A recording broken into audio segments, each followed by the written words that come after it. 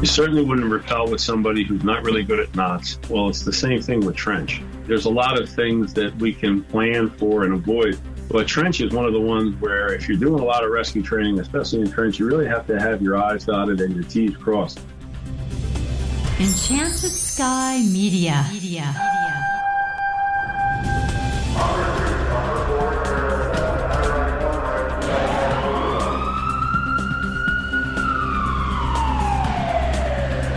From the Enchanted Sky Studios in Prescott, Arizona, this is Code 3, the Firefighters Podcast, hosted by award-winning journalist Scott Orr.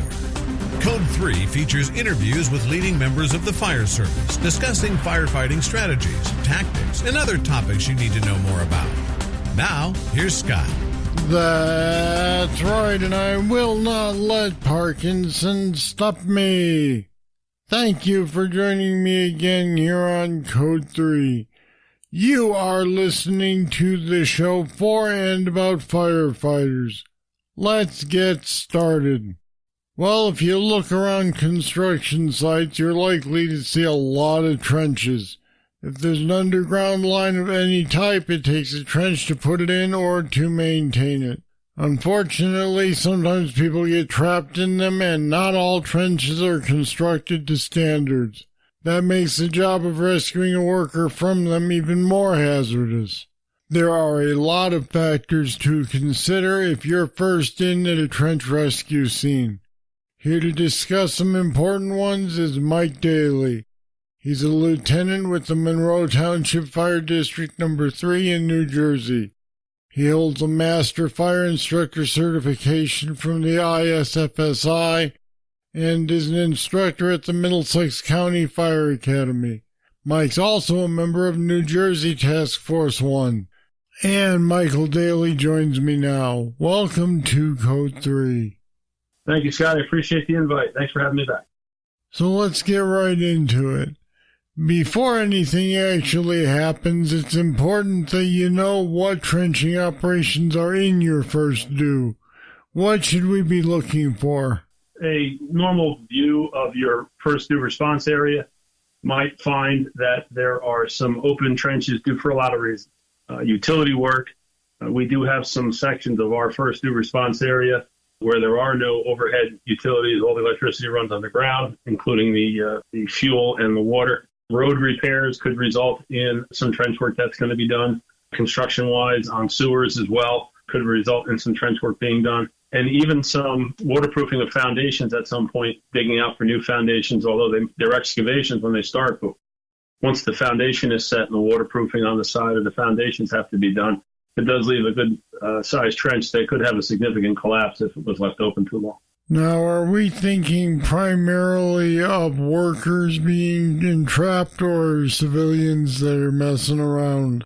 Well, unfortunately, it could be a little bit of both. Most of the time, it's usually somebody employed to be doing that repair, but there have been times where homeowners have done this with the right intention and have wound up in a position that they didn't want to be in.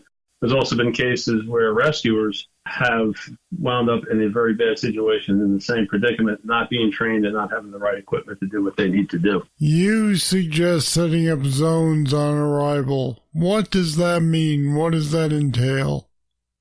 Well, when you first arrive to an incident like this, understand that the scene has already been undermined, which means there's already been a collapse. And just like any other collapse, we don't want vibration. And with the soil already being compromised, we can anticipate there to be a second collapse, especially due to the vibration of the apparatus that's running near the incident. If the trench is open near a right-of-way, near a roadway where traffic hasn't been cut off yet, where there are utilities that have been done that are in the process of being installed.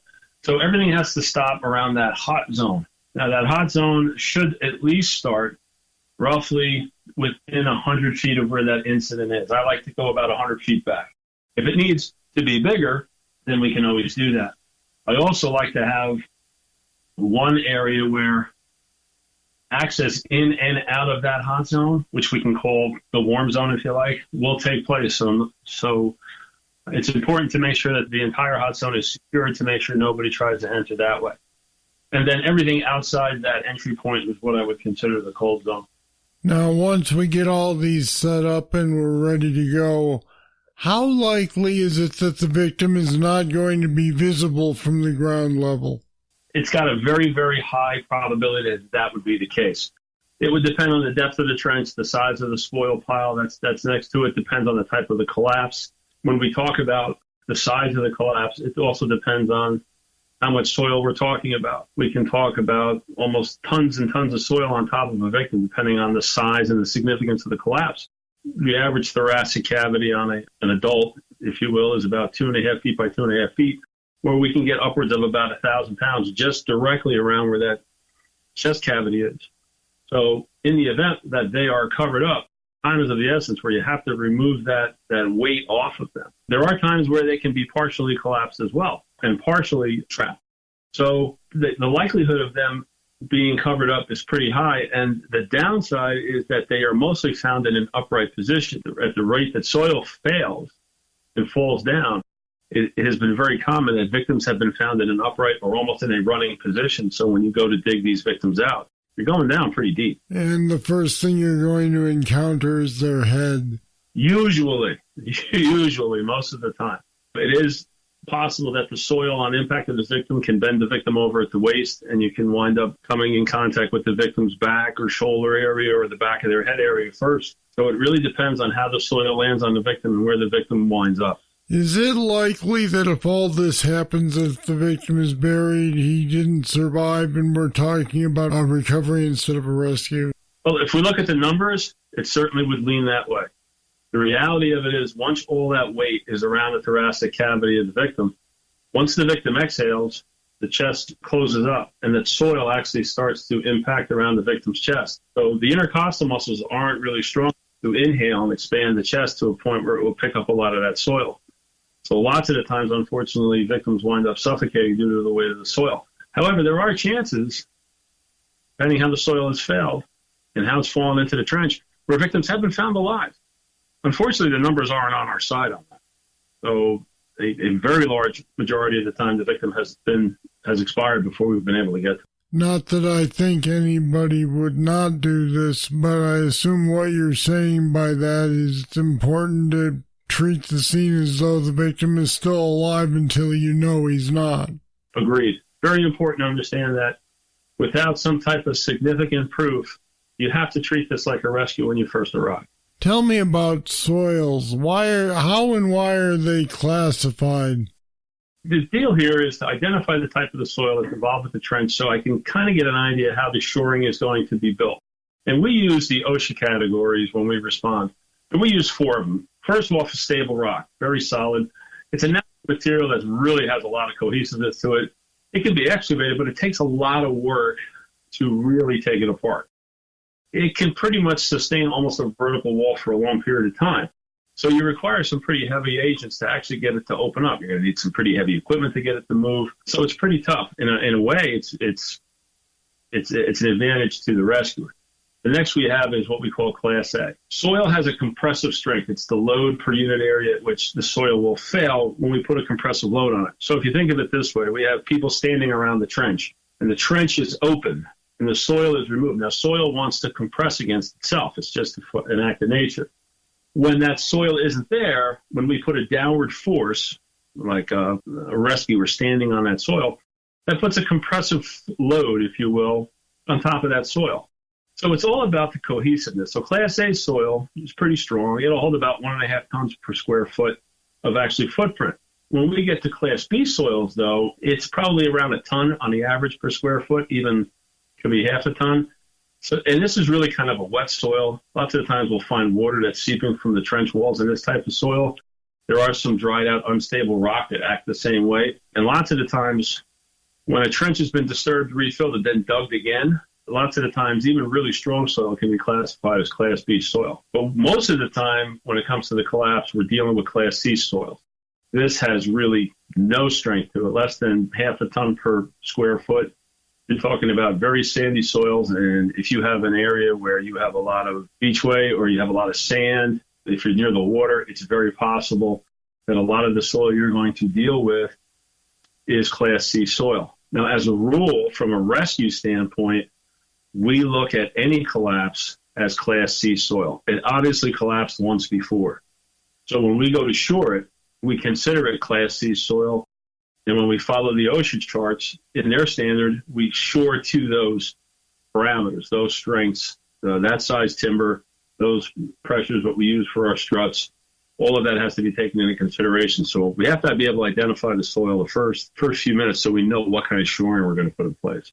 In your experience, what is the most common kind of collapse? Is it a situation where incorrect shoring was used by a construction crew? Is it one where simply something failed? What do you typically find in a situation like this? The biggest issue that we've run into, and I'm speaking from my experience, and if you look at the OSHA numbers, it kind of mimics it. The biggest problem, people don't put shoring in like they're supposed to. So they get in a hurry and decide they're just going to go in there real quick and get out. That's true. I've had contractors tell me that it's faster to get into what we need to do than it is to even set the shoring up. I'm sure that's the case, but the reality of it is the safe way to do it and the legal, if you will, correct way to do it is to put in shoring. That being said, without it, most of the problem that we've encountered is a spoil pile slide. So the dirt that comes out of the trench is put in a pile, and we call that the spoil pile. The downside is OSHA requires that to be a minimum of 2 feet away from the trench lip. It really belongs a lot further back, but the minimum is 2 feet. Lots of the times the dirt is put right on the lip, and it provides a compressive force that pushes down on the soil. And sometimes even the machine operator by accident can mistakenly knock part of the spoil pile back into the trench. Or lots of the times, even if they're installing something in this trench, accidents happen where the material they're installing falls, hits the spoil pile and takes part of the spoil pile side in it. The next one we see a lot of is a shear of the entire side wall, where a section of the wall breaks off. Lots of the times you'll see fissure cracks along the edge of the trench. You get a trench that's been open for a while, the sun kind of beats down on it, the moisture kind of dries out of the soil becomes very brittle, and that's where we see the sidewall actually break off and can fall down. And they can come off in some pretty good sizes. Yeah, I imagine it flakes off in the sheets. Yeah, I've seen where even in training classes we've had it, and it's one of the things that we really preach. You know, when we talk about training, there's a lot of things that we can plan for and avoid. But trench is one of the ones where if you're doing a lot of rescue training, especially in trench, you really have to have your I's dotted and your T's crossed. You're dealing with real live soil, and anything can happen. Have you ever gotten to a scene where you thought that it would be more expedient to throw a couple ladders on the ground to support some men, go in there and drag them out rather than shoring it up, or do you always go through all the procedures? Well, it takes a little bit of work before we even start to shore. We go in and approach with ground pads that we can lay down on the ground to distribute the load. And when we first get there, there's a lot of things that have to happen. One, we have to find out what was the original size of the trench. Don't forget, we get there, and if the patient's buried and there's soil already in the trench, how deep was the trench? How wide was the trench before the collapse? So I kind of have an idea how much soil we're dealing with. We also throw a meter in, an atmospheric monitor, to make sure that we're not dealing with any type of gases or anything coming out of the soil themselves, just to make sure we don't have a flammable or an oxygen deficient atmosphere. Once that's in place and the ground pads are put in place around the trench, then we can actually start putting ladders in the hole. But we can't get in the hole until we have a set of panels that are actually shored and in place. And that really depends on the type of the soil, the width, and the depth of the trench as to how far spaced out these cross bracings are put in. So it seems like it's a lot easier. I've been on scenes where, one that comes to mind, I had a private contractor who was put in a sewer line, wound up hopping in a trench real quick to try to make a quick repair to something he did. Spoil pile was left on the side of the trench. The trench was open for 4 days. It rained the night before heavily, which added a lot of water weight to the spoil pile. And we had a lip in where the lip of the trench failed and took part of the spoil pile in, and he was buried up to his stomach. So he was flailing around with his hands, and it would seem, okay, we'll just jump in and dig him out and let him step up. But the reality of it was it took us probably about an hour and a half to get the first set of panels in place where we felt comfortable to get in around him. Now, that's not to say he can't help his own cause. I mean, he's got 2 good arms. Throw him a shovel. Yeah. You put them on the incentive plan, and you will. And here's the other problem. When you have that much compressive force against the body tends to release a lot of potassium. So even if we think we're doing something good by uncovering a victim so quick, what we like to do is we pace any type of compressive entrapment on a victim. We pace it by what the medical team is telling us. It's safe to uncover them, it's safe to move, safe to lift. So the first people that are usually in that hole on the floor when we can get them in are medical people that can actually treat the patient. They set the pace for us and how fast they can come out. Now, you've been doing this for a while. What mistakes have you seen at trench rescue scenes where you just shook your head and said, oh, we shouldn't have done that, or they shouldn't have done that? When it comes to any type of rescue, one of the big issues is trying to do something that you're not 100% able to do. You certainly wouldn't rappel with somebody who's not really good at knots. You certainly wouldn't go under a collapsed building with somebody who's not very good at shoring. Well, it's the same thing with trench. I've seen, and again, a lot of it is good intention, and I don't want to sound like I'm playing down anybody's intentions, but I've seen where both contractors and emergency responders have put in less than significant shoring. Instead of using the right panels, they're using just whatever wood they have laying around. It's not spaced correctly. There's no atmospheric monitoring in place. There's a lot of secondary work that has to be done along while the trench team is actually putting the panels in place. It seems as though there's never enough time to do it right, but there's always enough time to do it over. When it comes to this kind of work, this is long-term work. If you're going to a trench incident, you need to prepare to be there a while. It's going to take you a while. Again, our victim that was buried just up past his waistline took us about 4.5 hours just to get him out. You're in a position there where you can say to him, all right, just stay calm. It's going to take us a while, but you're going to be fine if you don't make a mess of it. True, and lots of the times it's well-meaning people who go in and try to make the incident better. Lots of times our first priority is to get the people that are in the hole trying to help out of the hole. We know we're dealing with one victim, and we know everybody is trying to do the right thing with the best of intentions. But you don't want to end up with even more victims from people who thought they were helping. Absolutely. And there's enough work for everybody to do. So even if fire departments or emergency response teams wind up at these incidents, and even though they're not trained, at the operations level or the technician level of trench rescue, there's plenty of work to be done. There's wood that needs to be cut. There's spoil piles that need to be removed. There's material that needs to be run back and forth to the hot zone. There's patient packaging that needs to be done. There's medical work that needs to be done. There's, if we need to rig an anchor to lift the patient out somehow, somebody has to get the victim out. So it might even require a certain number of firefighters or rescue people that are very good with rope and packaging to be able to provide that packaging to get the victim out based on the injury. Not to mention, this is a high-risk environment. We need a rapid intervention crew standing by with us as well, because if the trench collapses while we're working, who's there to get us? But there's a lot of people that really need to be in place. Okay, Mike Daley, thanks for being with me on Code 3 today to talk about trench rescue safety. Thanks again, Scott. Always a pleasure to be here. I appreciate the invite. And we put some more information about trench rescues on our website at code3podcast.com/underground. Check it out. A reminder now, you can support this podcast by making a monthly pledge. If you get something out of Code 3, please help keep it going. $1 a month, 5, 10, or even more. It all adds up. Just head over to code3podcast.com/support to join the people who've already started supporting the show. All right, that's it. That's all for this edition of Code 3. This time we talked about trench rescue safety and techniques. What specific hazards have you encountered? How did you deal with them? I want to hear about it. Just email me,